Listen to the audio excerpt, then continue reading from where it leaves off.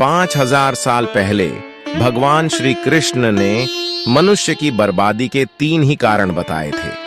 आज की इस वीडियो में हम आपको इन 3 कर्मों के बारे में एक कहानी के माध्यम से बताएंगे।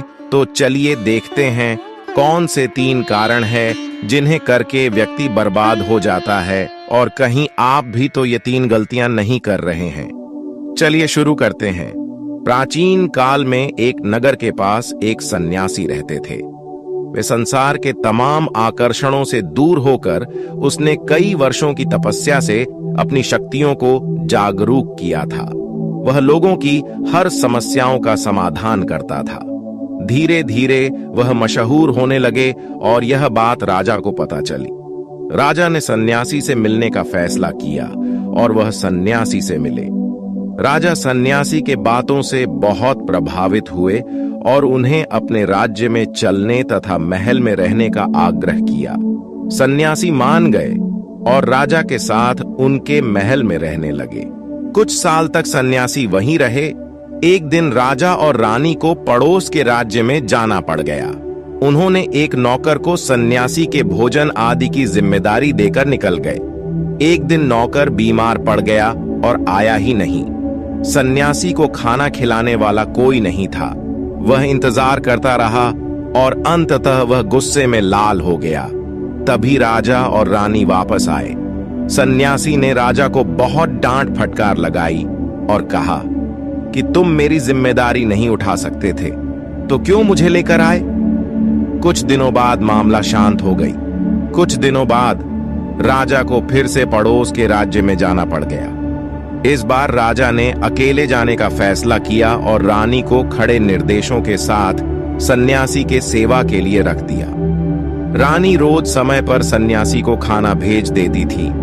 एक दिन रानी खाना भेजना भूल गई और वह नहाने चली गई। सन्यासी को खाना नहीं मिला तो सन्यासी ने काफी इंतजार के बाद महल में जाने का फैसला किया। सन्यासी महल में गया और उसकी नजर रानी पर पड़ी। रानी की सुंदरता सन्यासी के मन में बैठ गई। रानी के अद्भुत रूप को देखकर सन्यासी उसे भूला नहीं पा रहा था।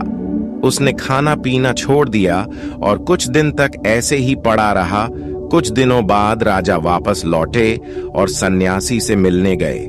राजा ने कहा, क्या बात है, आप बहुत कमजोर हो गए हैं, क्या मुझसे और कोई भूल हो गई है।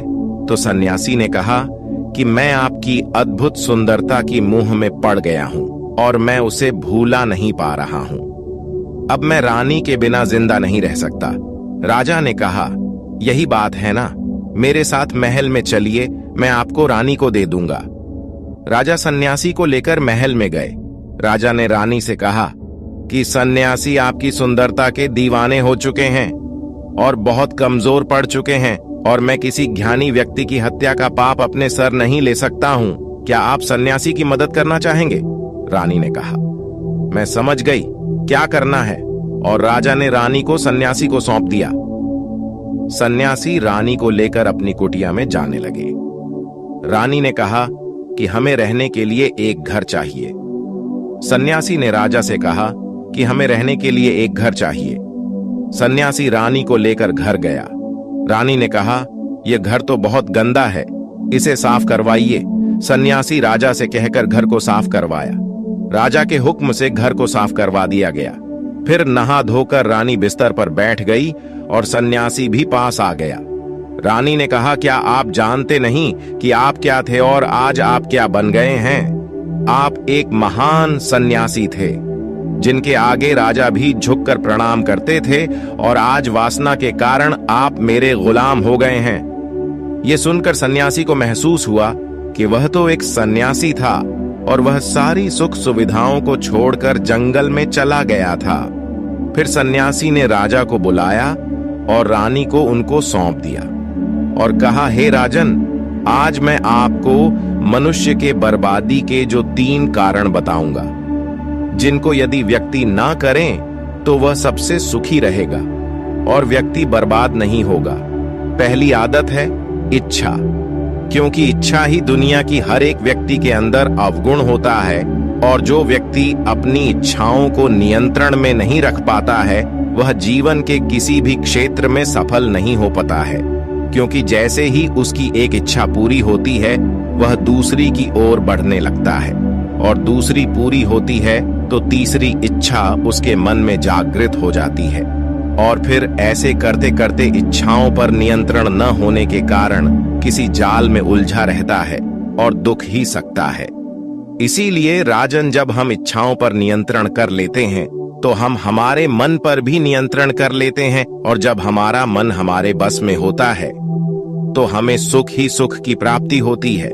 फिर जो हम चाहते हैं वही हमारे साथ होता है। तीसरी आदत है क्रोध, क्योंकि जब मनुष्य की वासना की पूर्ति नहीं होती है तो व्यक्ति के अंदर क्रोध उत्पन्न होता है। फिर वह क्रोध में आकर कई गलत निर्णय ले लेता है।